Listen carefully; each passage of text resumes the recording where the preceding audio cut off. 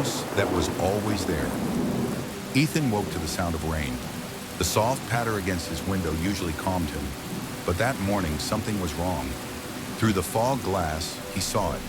A house that hadn't been there yesterday. It sat at the end of Willow Lane, where the empty lot used to be. The lot where he and his friends played soccer, where old Mr. Dalton's dog once dug holes, where there had never been a house. But now there it was. 2 stories, pale blue paint peeling like sunburned skin, windows black as ink. He blinked hard, rubbed his eyes. It didn't vanish. By breakfast, his mom was humming as if nothing was strange. "Hey, Mom," Ethan began cautiously. "When did that house get built at the end of the street?" She paused, butter knife in hand. "What house?" "The blue one." "The one that wasn't there yesterday." Her brow furrowed. "Ethan, that house has been there since before we moved in. The Parkers lived there when you were little." His stomach sank. "No, it didn't. There was just an empty..." "Eat your toast, sweetheart." At school, Ethan asked his best friend Marcus, "You remember that field at the end of the street?" "It's gone. There's a house there now." Marcus laughed. "Dude, are you serious? That house is ancient. We used to dare each other to ring the doorbell, remember?" Ethan stared at him, but Marcus's grin was genuine. The rest of the day passed in a blur of confusion. Teachers called his name twice before he answered.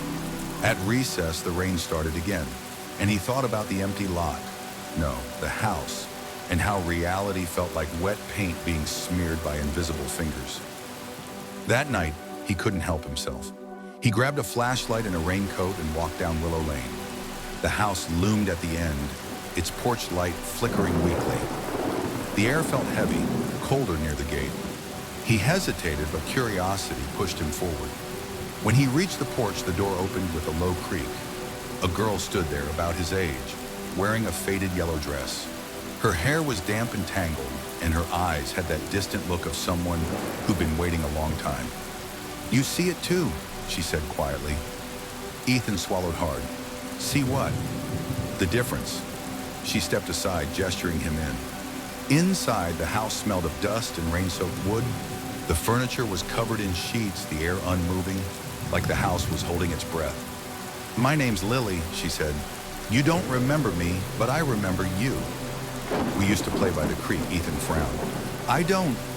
No, I never..." She smiled sadly. "You do. Just not here." He followed her down the hallway. The wallpaper peeled like old scabs. She stopped at a door and pushed it open. Inside was a bedroom. His bedroom. Posters, books, the same blanket with rocket ships. But outside the window was the field, not the house. Ethan stepped closer, heart hammering. "That's my room. That's my... Your world," she finished. "The one before?" He turned to her, eyes wide. "What happened to me?" Her voice trembled. "You didn't wake up that morning?" "The storm, it was bad. Power lines fell." Ethan shook his head violently. No, I'm here. I'm fine." She touched his hand. It was cold. Both of them were. "I know.